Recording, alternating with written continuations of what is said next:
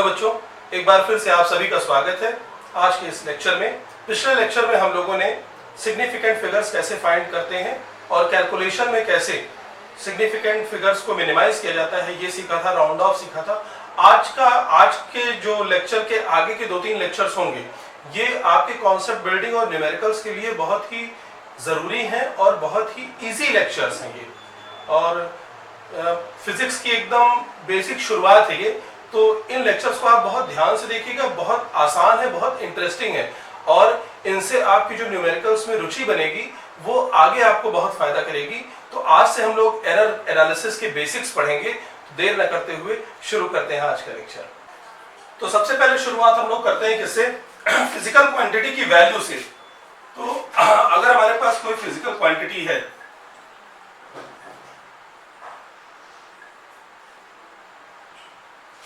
तो इसकी देखिए बेसिकली 2 वैल्यूज। यहाँ हम लोग बहुत एकदम इजी, बहुत डीप में न जाते हुए एकदम बेसिक क्लासिफिकेशन इसका शुरू करते हैं। तो देखो इस क्वांटिटी की 2 वैल्यूज होती हैं। एक तो इसकी एक्यूरेट वैल्यू है,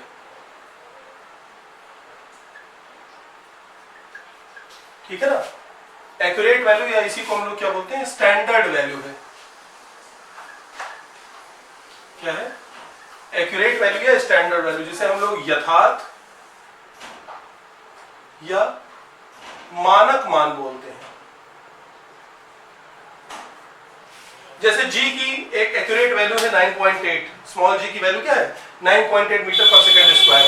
लेकिन जब आप इसको फाइंड करते हैं लेबोरेटरी में तो इसकी वैल्यू कुछ कम भी आ सकती है और कुछ ज्यादा भी आ सकती है। तो वो जो वैल्यू जो आप किसी एक्सपेरिमेंट से या किसी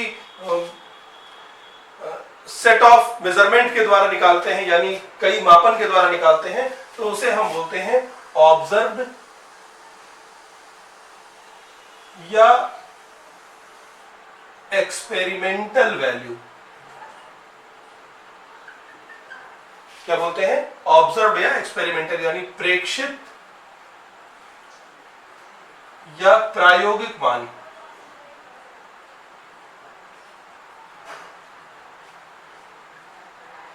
क्या बोलते हैं? प्रेक्षित या प्रायोगिक मान बोलते हैं।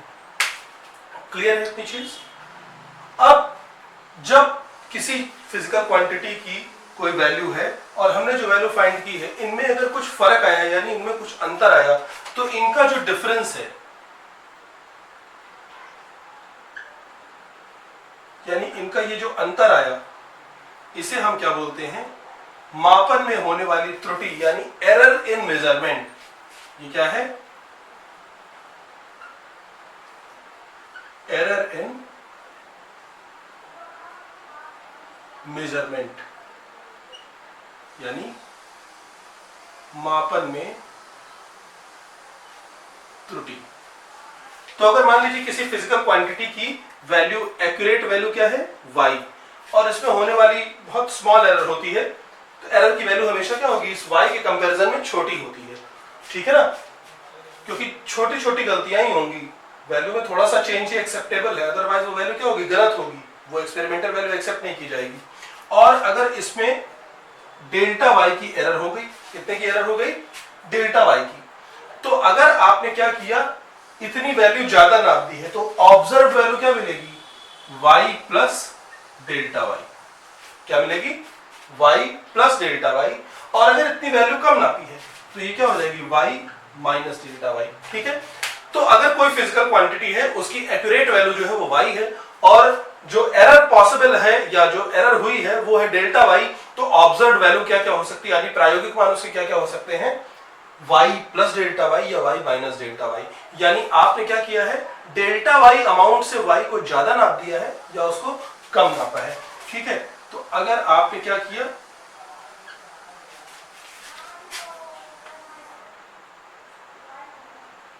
यानी जो प्रैक्टिकल वैल्यू है ना, एक्सपेरिमेंटल वैल्यू जो है, experimental value is greater than accurate value.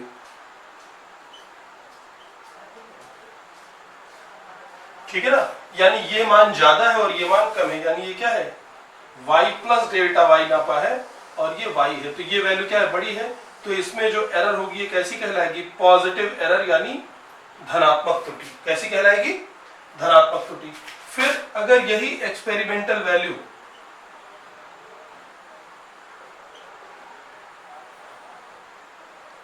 ये छोटी है किससे? एक्यूरेट वैल्यू से। यानी एक्यूरेट वैल्यू तो है y और ये क्या है? y minus delta y।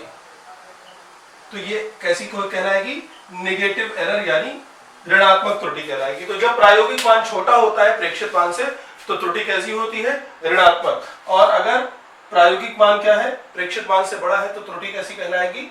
धनात्मक। तो यहां पर हम लोगों ने बेसिक एक एरर का यानी एरर इन मेजरमेंट का एक बेसिक हम लोगों ने कॉन्सेप्ट जाना कि क्या है कि difference between experimental and accurate value या observed and standard value of a physical quantity is known as error in measurement. तो इसको हम लोग कहीं पर लिख लेते हैं, एक लाइन की इसको आप कॉपी कर लीजिए।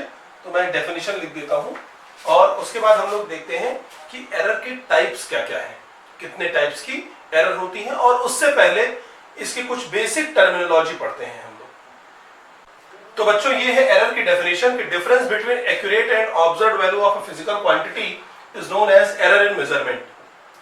और ये कैसे रिप्रेजेंट की जाती है इसको भी मैंने आपको बता दिया है कि अगर सपोज कर लीजिए कि कोई किसी रॉड की हम लेंथ नाप रहे हैं 1 मीटर स्केल से, है ना, और इसकी एक्चुअल लेंथ है 10 मीटर, और इसमें जो एरर हुई है या एरर हो सकती है वो है 0.1 मीटर की। कितने की? 0.1 मीटर की। तो इसको 10 प्लस माइनस 0.1 मीटर ये लिखा जाएगा। ये क्या है? ऑब्जर्व वैल्यू होगी, यानी जिस डिवाइस से हम नाप रहे हैं वो क्या कर सकता है? वो या तो 10.1 मीटर नाप सकता है या कितना नाप सकता है? 9.9 मीटर, यानी 10 प्लस 0.1 या 10 माइनस 0.1। तो ये ऑब्जर्व वैल्यू है। ऑब्जर्व वैल्यू क्या क्या चीज को शो करती है? एक तो रियल वैल्यू और दूसरी होने वाली एरर। ठीक है, तो ये ऑब्जर्व वैल्यू लिखी सवालों में जहां भी ये वैल्यू इस तरह से आपको मिलेगी, ये आपको क्या मिलेगी? ऑब्जर्व वैल्यू दी रहेगी। अब हम देखते हैं कुछ इंपॉर्टेंट टर्मिनोलॉजी कि ये एरर पैदा क्यों हो रही है। क्यों हम जब सही सही चीजें नाप सकते हैं तो हम क्यों नहीं सही चीजें नापते हैं? कहीं ना कहीं तो कुछ ना कुछ ऐसा हो रहा होगा ना जिसके कारण मेजरमेंट में एरर पैदा हो रही है। तो उसके लिए हमें कुछ बेसिक चीजों को जानना पड़ेगा, जिसमें से पहली चीज है लीस्ट काउंट। क्या है लीस्ट काउंट? इसको क्या बोलते हैं हिंदी में? अल्पतमांक यानी अल्पतम अंक। अब अल्पतमांक होता क्या है? What is least count? तो लीस्ट काउंट की डेफिनेशन पहले आप जान लें कि the smallest and accurate measurement, comma लगाइए,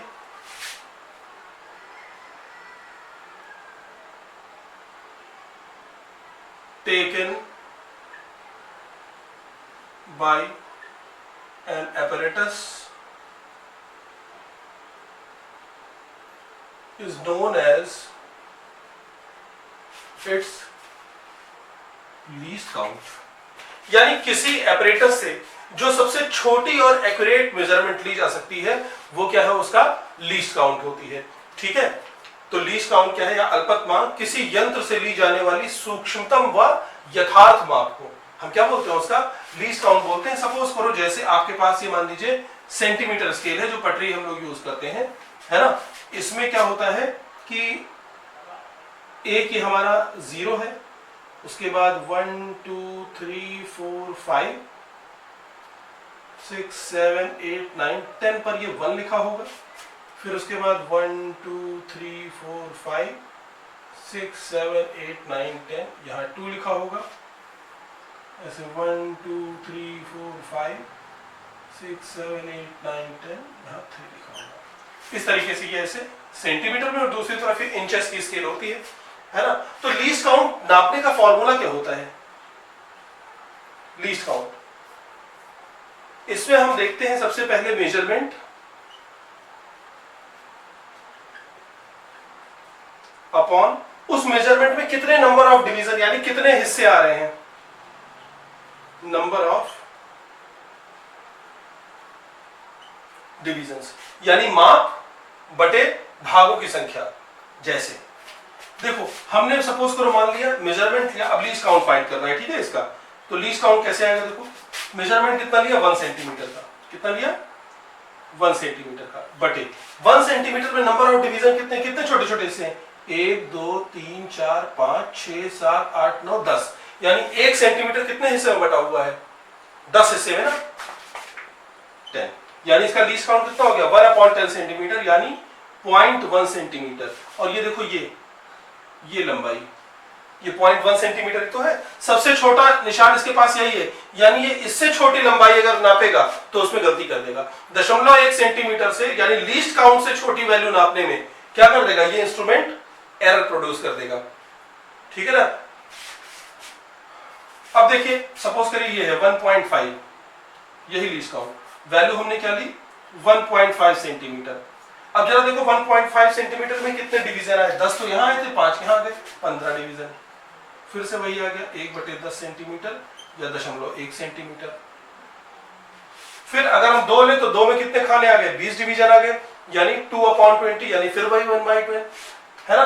तो यहां पे कहने का ये मतलब है कि लीस्ट काउंट जो है वो ये नहीं डिपेंड करता आप मेजरमेंट बड़ी लेंगे तो लीस्ट काउंट चेंज हो जाएगा ना, measurement upon number of division, उस मेजरमेंट को बनाने में कितने डिवीजन्स यूज हो रहे हैं, ठीक है, कितने बार लीस्ट काउंट को यूज किया जा रहा है।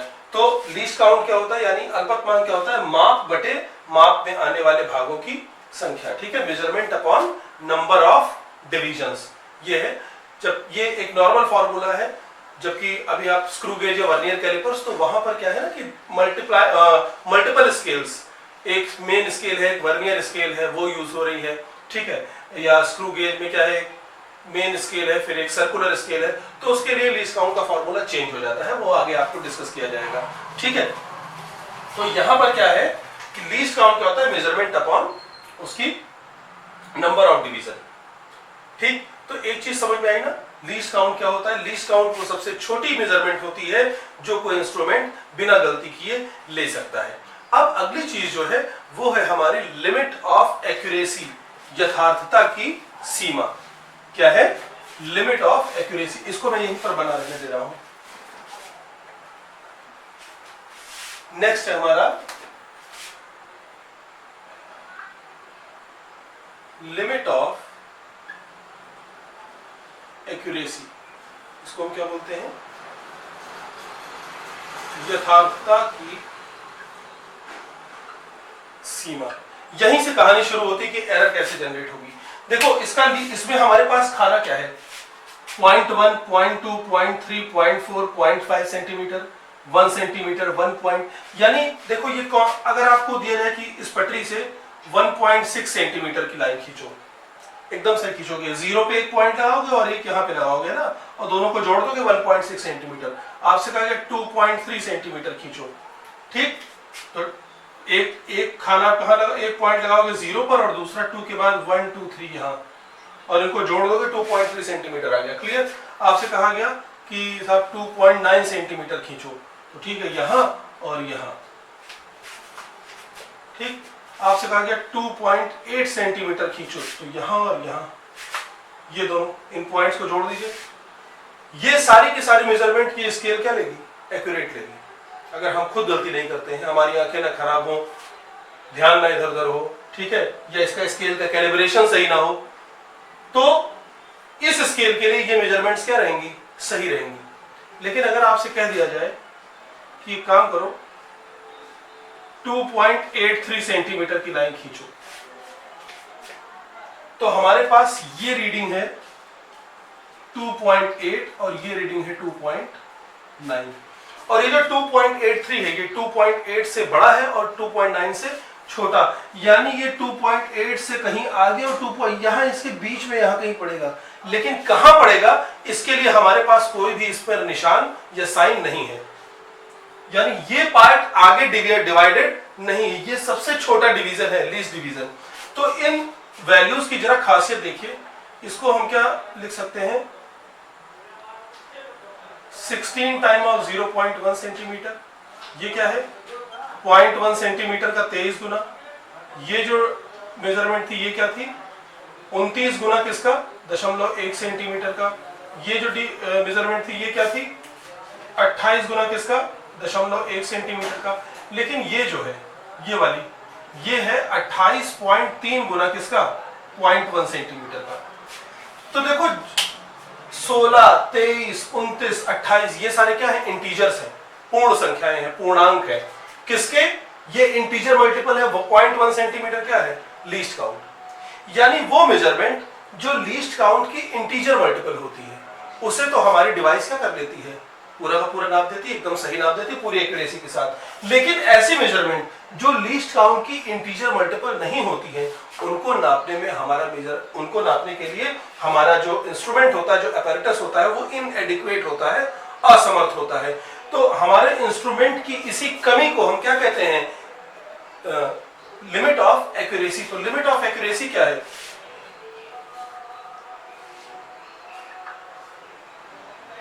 It is inadequacy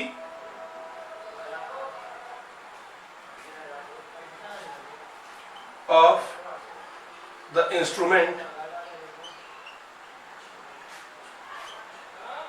due to which it can measure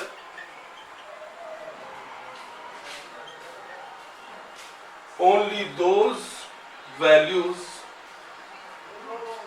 with full accuracy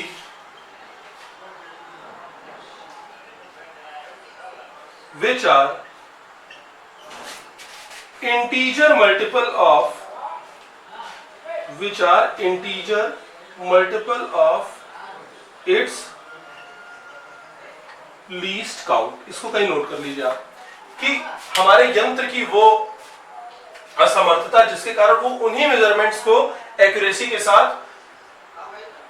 major कर पाती है ना, जो उसके लीस्ट काउंट के इंटीजर मल्टीपल होते हैं। अगर नॉन इंटीजर मल्टीपल आया तो वहां पर क्या हो जाएगी एक्यूरेसी की लिमिट आ जाएगी और अब एक्यूरेसी लैग कर जाएगी, यानी अब इसकी यथार्थता या आम भाषा में शुद्धता अलग अलग है दोनों चीजें, उसमें कमी आने लगेगी, यानी एरर जनरेट होने की पॉसिबिलिटी बढ़ जाती है उन नापों को नापने में जो क्या है इंटीजर मल्टीपल नहीं है। तो ये जो कमी है इसे हम क्या बोलते हैं लिमिट ऑफ एक्यूरेसी। तो यानी लिमिट ऑफ एक्यूरेसी के कारण क्या आई एरर जनरेट होने की प्रोबेबिलिटी।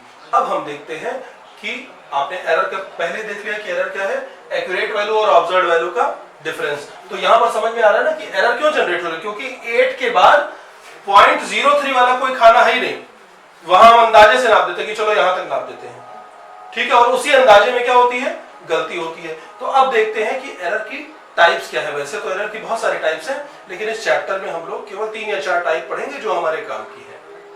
तो देखते हैं हम लोग टाइप्स ऑफ एरर्स। तो एरर के वैसे तो बहुत सारे टाइप्स हैं, लेकिन यहाँ पर हम लोग केवल इन 4 को देखेंगे जिसका हमें काम है, ठीक है। बाकी जो थ्योरेटिकल चीजें हैं उन्हें आप बुक्स में या स्कूल में पढ़ लेंगे। तो पहली चीज है यहाँ पर एब्सोल्यूट एरर, ठीक है। एब्सोल्यूट एरर वही है जो आपने एरर की डेफिनेशन पढ़ी है कि डेल्टा वाई इज ये क्या है डिफरेंस बिटवीन, इसको डायरेक्ट मैथमेटिकली लिख लेते हैं, एक्सपेरिमेंटल वैल्यू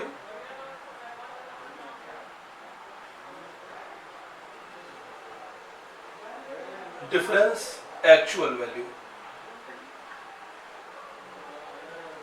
ठीक है ना।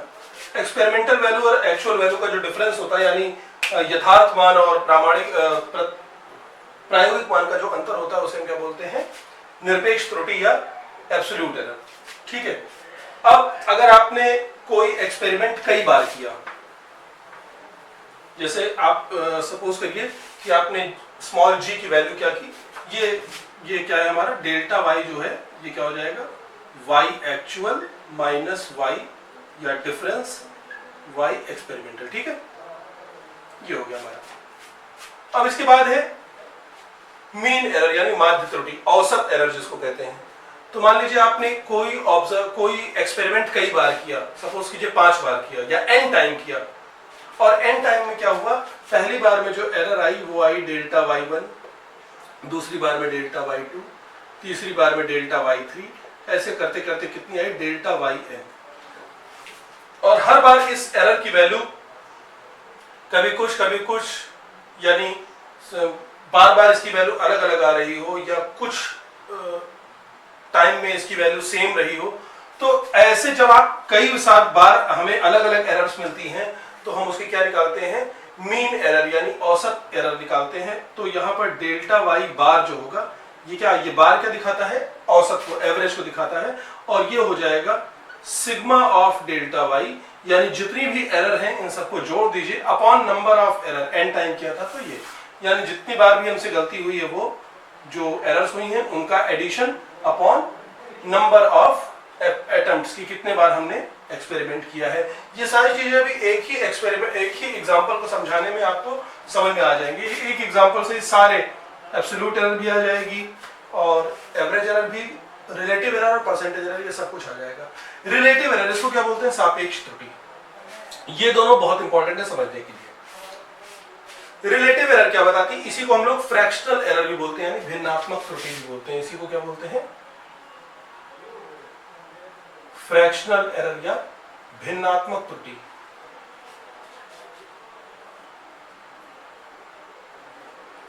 रिलेटिव एरर ये बताती है, सापेक्ष त्रुटि ये बताती है कि जो एरर हुई है ये एक्चुअल वैल्यू का कितने गुना है।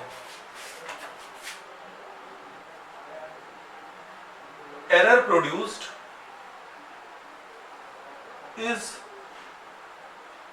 हाउ मेनी टाइम्स of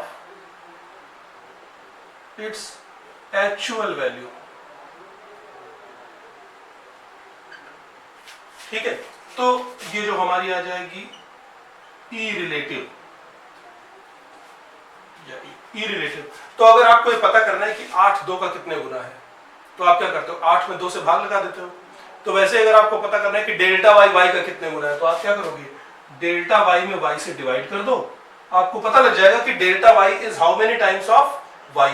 तो रिलेटिव एरर क्या होती है, एरर अपॉन एक्चुअल वैल्यू। ये क्या होगी, ई रिलेटिव, ये होगी एरर अपॉन एक्चुअल वैल्यू। बहुत इजी है, ठीक है ना। ई रिलेटिव क्या होगी, त्रुटि बटे वास्तविक मान। फिर परसेंटेज एरर क्या बताती है कि error produced, error produced is how many percentage of its actual value। तो ये जो रिलेटिव एरर और परसेंटेज एरर, ये एरर एक्चुअली नहीं है, ये एरर को रिप्रेजेंट करने का तरीका है। एक में भी बताते हैं कि एरर कितने गुने हुई है और दूसरे में कितने परसेंट की एरर हुई है। तो अगर आपको पता करना है कि डेल्टा वाई वाई का कितना परसेंट है तो हम लोग क्या करते हैं, ऑब्टेन्ड अपॉन टोटल इनटू 100, यही तो करते हैं ना परसेंट निकालने के लिए। तो percentage error E percent is equal to कितना हो जाएगा, ऑब्टेन्ड यानी डेल्टा वाई, एक्चुअल कितना है वाई मल्टीप्लाइड बाई 100। ठीक है, यानी प्रतिशत त्रुटि बराबर हो जाएगा त्रुटि बटे वास्तविक मान गुणे 100। और ये क्या है, रिलेटिव एरर है ना, यानी E percentage, percentage error is 100 times of relative error. तो ये 4 बेसिक टाइप्स थे एरर के जो बहुत इजी हैं। ये तो आपने डेफिनेशन में पढ़ा। अगर कई बार हम कोई एक्सपेरिमेंट कर रहे हैं तो हर बार जो एरर मिली है उसकी हमें एक कंपोजिट एरर निकालनी है तो हम क्या करते हैं, उसका नॉर्मल एवरेज ले लेते हैं केवल। ठीक है, और एवरेज लेने के लिए सारी एरर्स को जोड़ के कितनी बार एरर ली आई है उसकी संख्या से भाग दे देते हैं। फिर है सापेक्ष त्रुटि या रिलेटिव एरर। और रिलेटिव एरर क्या होती है, error upon actual value. Percentage error क्या है, error upon actual value into 100, यानी error generated is how many percent of its real value. तो ये तो थी एरर की वो बेसिक टाइप जिसके सवाल हमें एनकाउंटर होंगे। ठीक है, तो यहाँ पर एक एग्जांपल, ये एनसीईआरटी का एग्जांपल है कि किसी ऑब्जेक्ट की लेंथ 6 बार नापी गई और वो लंबाइयां क्या क्या आई हैं, 2.55 metre, 2.51 metre, 2.49 metre, 2.56 metre, 2.48 metre और 2.58 मीटर से। तो हमें क्या निकालना है, पहले तो इसकी मीन लेंथ। ठीक है, दूसरा क्या है, हर बार एब्सोल्यूट एरर कितनी हो रही है, हर ऑब्जर्वेशन में एब्सोल्यूट एरर क्या हुई है। फिर एवरेज एरर क्या है, मीन एरर यानी औसत त्रुटि क्या है। फिर रिलेटिव और परसेंटेज एरर फाइंड करने। कुल मिला के अब तक जो हम लोगों ने पढ़ा वो सब कुछ इसमें पूछ लिया गया है। ठीक है। ये चेक करने की विधि है एनसीईआरटी वालों की, क्या तुमने अभी तक सही से पढ़ा कि नहीं पढ़ा। तो हमें एक्चुअल लेंथ तो पता नहीं है, तो जब एक्चुअल चीजें नहीं पता होती, हमारे पास नंबर ऑफ ऑब्जर्वेशंस होते हैं, तो जो हमारी मीन वैल्यू होती है वही हमारी एक्यूरेट वैल्यू मानी जाती है। तो हम क्या करें, सबसे पहले इन सारी लेंथ का एवरेज निकाल लेते हैं। तो जो एवरेज आएगा वो ये मान लिया जाएगा कि ये कैसी है, ये एक्चुअल वैल्यू होगी, यानी ये इसकी सही वैल्यू होगी। तो वो वैल्यू क्या आएगी, देखो ए की वैल्यू क्या आ जाएगी, या ए एवरेज मान लीजिए, तो ये आ जाएगा average 2.55 plus 2.51 plus 2.49 plus 2.56 plus 2.48 plus 2.58 upon 6। ठीक है, और इसकी जो वैल्यू आएगी वो आएगी हमारी 2.5283। कितनी आएगी, 2.5283 आएगी। और चूंकि यहां पर देखो जो नंबर्स हम लोग यूज कर रहे हैं ना, जो लंबाइयां नापी गई हैं, उसमें सब में सिग्निफिकेंट फिगर्स कितने हैं, 3 हैं। तो हमारा जो ऑब्जर्वेशन आएगा इसमें भी कितने होने चाहिए, मिनिमम 3 होने चाहिए। ठीक है, तो ये 3 रखते हैं और पीछे के 2 हटाते हैं। तो जब ये 2 हटाते हैं तो हम किससे देखते हैं, 50 से। ये संख्या 50 से बड़ी है तो ये वाला क्या हो जाएगा, 1 इंक्रीज कर जाएगा, यानी इसकी जो ए बार आएगा ये हमारा आ जाएगा 2.53 मीटर। ठीक है, अब हर बार में हमें देखना है कि कितनी, पहला आंसर ही आ गया। अब हर बार में देखना है कि कितनी एब्सोल्यूट एरर, यानी सेकंड वाला। तो हमें देखना है डेल्टा A1। तो बड़े में से छोटे को घटा देते हैं, ये है हमारा 2.55 माइनस 2.53, या डिफरेंस डायरेक्ट लिख दे रहा हूं। ठीक है, क्योंकि हमें यहाँ एरर के नेचर से नहीं मतलब है, हमें पता करना है कितनी एरर हुई है। तो इसमें कितनी की हुई है, 0.02 की एरर हुई है। ऐसे डेल्टा A2 यानी दूसरी रीडिंग में कितने का आया है, 2.51 डिफरेंस 2.53, ये कितना आ गया, 0.02 का इसमें भी आया है। डेल्टा A3 ये कितना है हमारा, 2.49 डिफरेंस 2.53। तो 53 और 49 में कितने का है, 0.4 का, 0.04।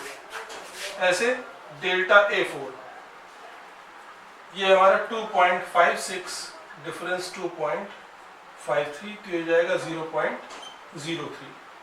डेल्टा A5 ये कितना हमारा, 2.48 डिफरेंस 2.53, 48-53 में 0.05। और डेल्टा A6, जो डेल्टा A6 है 2.58 डिफरेंस 2.53, ये आ जाएगा 0.5। तो ये तो आ गए हमारे अलग अलग डेल्टास, ये हर सब में होने वाली एब्सोल्यूट एरर आई। अब हमें तीसरा क्या निकालना है, इसको मैं, अब इसका काम हो चुका है तो इसको क्या कर दे रहा हूं, यहां से हटा दे रहा हूं। अब हमें तीसरा पार्ट निकालना है। तो पहला ये आंसर है, दूसरा सेट ऑफ ये आंसर है जो एब्सोल्यूट एरर को दिखा रहा है। तीसरा हम निकालने चल रहे हैं मीन एरर। तो जैसे हमने वैल्यूज का एवरेज निकाला वैसे एरर्स का एवरेज निकाल ले, तो मीन एरर आ जाएगी, यानी जो हमारा डेल्टा ए एवरेज आ जाएगा, है ना।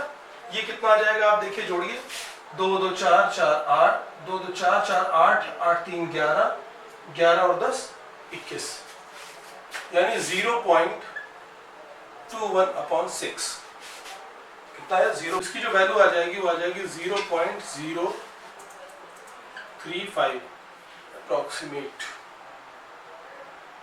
नहीं सही है, सही वैल्यू आ जाएगी। तो ये हमारा हो गया एवरेज एरर इतने मीटर्स की। ठीक है, तो ये हो गई हमारी एवरेज एरर। अब हमें क्या फाइंड करना है, रिलेटिव एरर, चौथा। तो ई रिलेटिव ये कितना हो जाएगा, एरर जनरेटेड यानी 0.035 अपॉन एक्चुअल वैल्यू कितनी आई है, 2.53। इसकी वैल्यू आप फाइंड कर लीजिए, ये आपकी क्या आ जाएगी, relative error. Percentage error 0.035 upon 2.53 into 100, ये कर लीजिए। इसकी वैल्यू आपको क्या दे देगी, परसेंटेज एरर। और ये वैल्यू जो आपकी आएगी ये आएगी 1.38%। तो इस तरीके से देखिए हम लोगों ने देखा कि यहाँ पर क्या किया, एक ही सवाल में देखा कि कैसे एवरेज एरर निकालते हैं, कैसे रिलेटिव एरर निकलेगी और कैसे परसेंटेज एरर निकलेगी। अब अगर ऑब्जर्व्ड वैल्यू दी हुई हो, दो छोटे न्यूमेरिकल्स और बताऊंगा केवल 2 मिनट में, ठीक है, कि अगर ऑब्जर्व्ड वैल्यू हमें दी हुई हो तो कैसे उससे हम लोग रिलेटिव और परसेंटेज एरर फाइंड करते हैं। तो अगला एग्जांपल है, सपोज करिए कि हमें कोई रेजिस्टेंस की ऑब्जर्व्ड वैल्यू दी हुई है 100 ± 3 ओम, यानी 100 ओम इसकी क्या है, एक्चुअल वैल्यू है। 3 ओम की एरर हो सकती है जिसमें मेजरिंग एलिमेंट से हम लोग नाप रहे हैं। तो यहां पर अगर हम लोग देखें ई रिलेटिव, ये कितना आ जाएगा, तो ये हो जाएगा एरर यानी 3 अपॉन एक्चुअल वैल्यू 100, यानी कितने की एरर हो जाएगी, 0.03 की, ठीक है। और अगर परसेंटेज एरर निकालना चाहें तो वो क्या हो जाएगा, 3/100 × 100, यानी एरर बटे एक्चुअल वैल्यू गुणे 100, कि इसमें होने वाली जो परसेंटेज एरर है वो कितने परसेंट है, 3%। तो इस तरीके से जो बेसिक क्वेश्चंस है वो आप लगा सकते हैं। नेक्स्ट लेक्चर में हम लोग देखेंगे कि कैसे एरर्स आपस में जुड़ती हैं या घटती हैं, यानी जब फिजिकल क्वांटिटीज को जोड़ा और घटाया जाएगा तो एरर्स कैसे बिहेव करेंगी, या उनको मल्टीप्लाई और डिवाइड किया जाएगा तो एरर्स किस तरीके से, यानी कैसे हम लोग एरर्स को आपस में जोड़ते या घटाते हैं, इसको देखेंगे अगले लेक्चर में। इन लेक्चर्स को देखिए, अपने नोट्स प्रिपेयर कीजिए, घर में रहिए, सुरक्षित रहिए, मिलते हैं अगले लेक्चर में।